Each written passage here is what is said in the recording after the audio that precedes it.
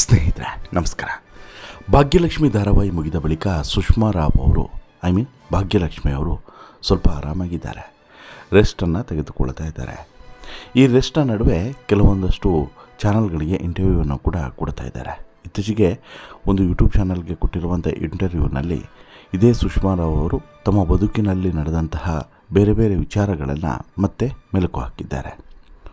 ಮೂಲತಃ ಮಲೆನಾಡಿನ ಕೊಪ್ಪದವರಾದಂಥ ಸುಷ್ಮಾ ನಂತರ ಹೋಗಿ ಸೆಟ್ಲಾಗಿದ್ದು ಬೆಂಗಳೂರಿನಲ್ಲಿ. ಇವತ್ತಿಗೆ ಬೆಂಗಳೂರಿನಲ್ಲಿರುವಂಥ ಸುಷ್ಮಾ ರಾವ್ ಅವರು ಪತಿ ಮತ್ತು ಮಗನೊಂದಿಗೆ ಸುಂದರವಾದಂಥ ಸಂಸಾರವನ್ನು ಸಾಗಿಸ್ತಾ ಇದ್ದಾರೆ. ಈ ನಡುವೆ ತಮ್ಮ ಬಾಲ್ಯದ ಸಂದರ್ಭದಲ್ಲಿ ಇದ್ದಂತಹ ಕ್ಷಣಗಳು ಹೇಗಿತ್ತು, ಆಮೇಲೆ ಈ ತನ್ನ ಹುಟ್ಟಿನ ಬಗ್ಗೆನೂ ಕೂಡ, ಅಂದರೆ ಇವರ ತಂದೆಗೆ ಹೆಣ್ಮಗು ಬೇಕಾಗಿತ್ತು, ಬಟ್ಟು ಹೆಣ್ಮಗು ಹುಟ್ಟಲಿಲ್ಲ ಅಂತೇಳ್ಬಿಟ್ಟು ಸುಮ್ಮನೆ ತಮಾಷೆ ಮಾಡಿದರು. ಆ ಸಂದರ್ಭದಲ್ಲಿ ಇವರ ತಂದೆ ಯಾವ ರೀತಿ ವರ್ತಿಸಿದರು ಅನ್ನೋದನ್ನು ಕೇಳಿದ್ರೆ ಬಹುಶಃ ನಿಮಗೆ ಅಚ್ಚರಿ ಆಗ್ಬೋದು. ಹೆಣ್ಮಗು ಹುಟ್ಟಿಲ್ಲ ಅಂತೇಳ್ಬಿಟ್ಟು ಅವರ ತಂದೆಯ ವರ್ತನೆ ಹೇಗಿತ್ತು ಅಂತೇಳಿ. ಎಲ್ಲರೂ ಕೂಡ ಹೆಣ್ಮಗು ಹುಟ್ಟಿದರೆ ಯಾವ ರೀತಿ ವರ್ತಿಸ್ತಾರೆ, ಬಟ್ ಅದಕ್ಕೆ ತದ್ವಿರುದ್ಧ ಇವರ ತಂದೆ ಅಂಥೇಳಿ ಸ್ವತಃ ಇವರೇ ಹೇಳ್ಕೊಳ್ತಾರೆ. ಇನ್ನು 9ನೇ ಕ್ಲಾಸ್ಗೆ ಸುಷ್ಮಾ ನಟನೆಯನ್ನು ಶುರು ಮಾಡ್ತಾರೆ. ಆ ಬದುಕು ಹೇಗಿತ್ತು, ಬಾಲ್ಯ ಹೇಗಿತ್ತು ನೋಡ್ತಾ ಹೋಗೋಣ. ಅದಕ್ಕಿಂತ ಮುಂಚೆ ನೀವಿನ್ನೂ ಕೂಡ ನಮ್ಮ ಚಾನಲನ್ನು ಸಬ್ಸ್ಕ್ರೈಬ್ ಮಾಡಿಲ್ಲ ಅಂದರೆ ದಯವಿಟ್ಟು ಕೂಡಲೇ ಸಬ್ಸ್ಕ್ರೈಬ್ ಮಾಡಿ ಸ್ನೇಹಿತರೆ. ಸುಷ್ಮಾ ಕೆ ರಾವ್ ಅವರು ಒಬ್ಬ ಅದ್ಭುತ ನಟಿ ಅನ್ನೋದನ್ನು ಭಾಗ್ಯಲಕ್ಷ್ಮಿ ಧಾರಾವಾಹಿಯ ಮೂಲಕ ನಿರೂಪಿಸಿದ್ದಾರೆ.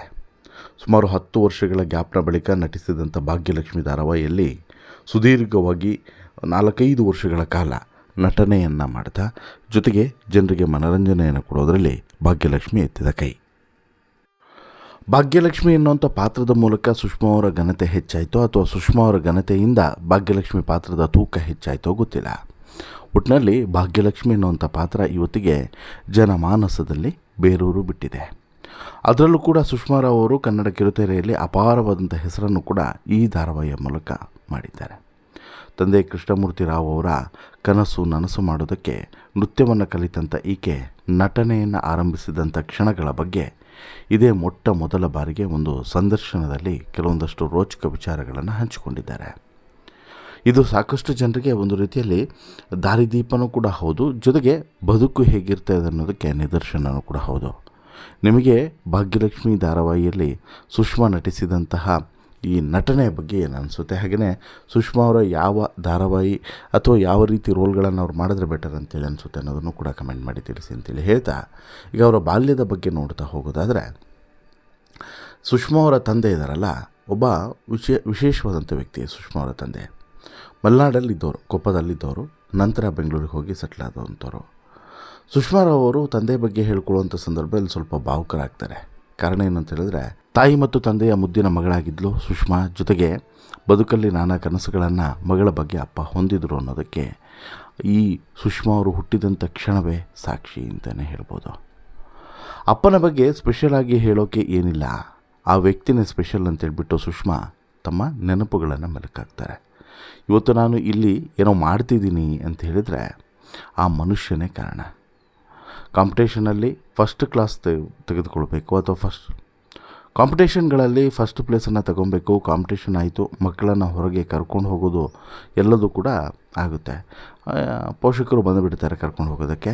ನಮ್ಮಪ್ಪ ಹಾಗಲ್ಲ, ರಾತ್ರಿ ನೈಟ್ ಡ್ಯೂಟಿಯನ್ನು ಮುಗಿಸ್ಕೊಂಡು ಬೆಳಗ್ಗೆ ಕಾಂಪಿಟೇಷನ್ಗೆ ಕರ್ಕೊಂಡು ಹೋಗೋದಕ್ಕೆ ಹೋದರೆ ಮುಗಿದ ತಕ್ಷಣ ಹೊರಡೋದು ಅಪ್ಪ.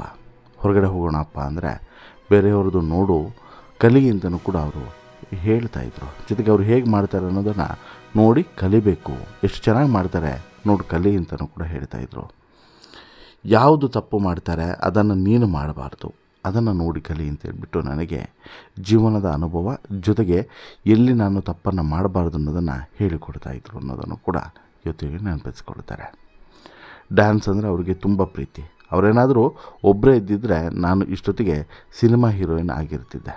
ಅಮ್ಮ ಹೇಗೆಂದರೆ ಸಿನಿಮಾ ಅಂದರೆ ಬೇಡ, ನಮಗೆ ಸರಿ ಹೋಗಲ್ಲ, ಬಟ್ಟೆ ವಿಚಾರದಲ್ಲಿ ಸ್ಟ್ರಿಕ್ಟ್, ಅಮ್ಮನ ವಿಚಾರಗಳೇ ಬೇರೆ, ಅಪ್ಪನ ವಿಚಾರಗಳೇ ಬೇರೆ ಅಂತಲೂ ಕೂಡ ತಂದೆ ತಾಯಿಯ ಬಗ್ಗೆ ಹಂಚಿಕೊಳ್ತಾರೆ ಸುಷ್ಮಾ.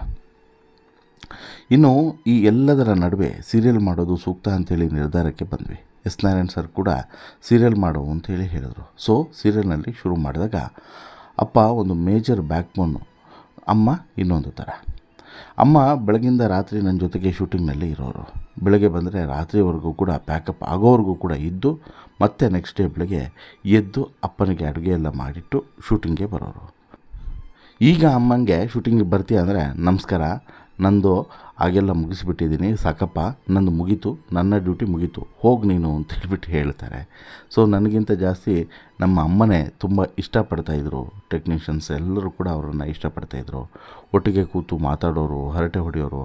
ಅಪ್ಪ ತುಂಬ ಕಮ್ಮಿ ಸೆಟ್ಗೆ ಬರ್ತಾಯಿದ್ದಿದ್ದು. ಬಟ್ ಅಪ್ಪ ತೆರೆ ಮೇಲೆ ನೋಡಿ ಖುಷಿ ಪಡೋರು. ನನ್ನ ಮಗಳು ಎಷ್ಟು ಚೆನ್ನಾಗಿ ಮಾಡ್ತಾಯಿದ್ದಾಳಲ್ಲ ಅಂತ ಹೇಳ್ಬಿಟ್ಟು, ನನ್ನ ಮಗಳು ಎಷ್ಟು ಫೇಮಸ್ ಆಗಿದ್ದಾಳಲ್ಲ ಅಂತಲೂ ಕೂಡ ಖುಷಿ ಅವರಿಗಿದೆ ಅಂತಲೂ ಕೂಡ ಸುಷ್ಮಾ ತಂದೆ ಬಗ್ಗೆ ಹೇಳಿದ್ದಾರೆ. ಸುಷ್ಮಾರಾವ್ ಅವರ ತಂದೆ ಮೊದಲಿಗೆ ಇದ್ದಿದ್ದು ಆರ್ಮಿಯಲ್ಲಿ. ಅವರದ್ದು 24 ವರ್ಷ ಸರ್ವೀಸು. ನಂತರ VRS ತೆಗೆದುಕೊಂಡರು. ಕಾರಣ ಹೇಳೋಕ್ಕೆ ನನಗೆ ತುಂಬ ಹೆಮ್ಮೆ ಮತ್ತು ಪ್ರೀತಿ ಆಗ್ತದೆ. ಅವರಿಗೆ ಏನು ಅಂದರೆ, ಹೆಣ್ಣು ಮಗಳು ಹುಟ್ಟಬೇಕು, ಹೆಣ್ಣು ಮಗಳಿಗೆ ಭರತನಾಟ್ಯ ಕಲಿಸಬೇಕು ಅನ್ನೋಂಥ ದೊಡ್ಡ ಆಸೆ ಇತ್ತು. ದೆಹಲಿಯಲ್ಲಿ ಇದ್ದಿದ್ದರಿಂದ ಅದು ಸಾಧ್ಯವಾಗ್ತಾ ಇರಲಿಲ್ಲ. ಹಾಗಾಗಿ ವೃತ್ತಿಯಿಂದ ಸ್ವಯಂ ನಿವೃತ್ತಿಯನ್ನು ಪಡೆದರು ಅನ್ನೋಂಥದ್ದನ್ನ ಸುಷ್ಮಾ ಹೇಳ್ತಾರೆ. ಯಾವ ತಂದೆ ತಾನೇ ಮಗಳ ಈ ಒಂದು ಭವಿಷ್ಯಕ್ಕಾಗಿ ನಿವೃತ್ತಿಯನ್ನು ತೆಗೆದುಕೊಂಡಿದ್ದಾರೆ, ನೀವೇ ಹೇಳಿ.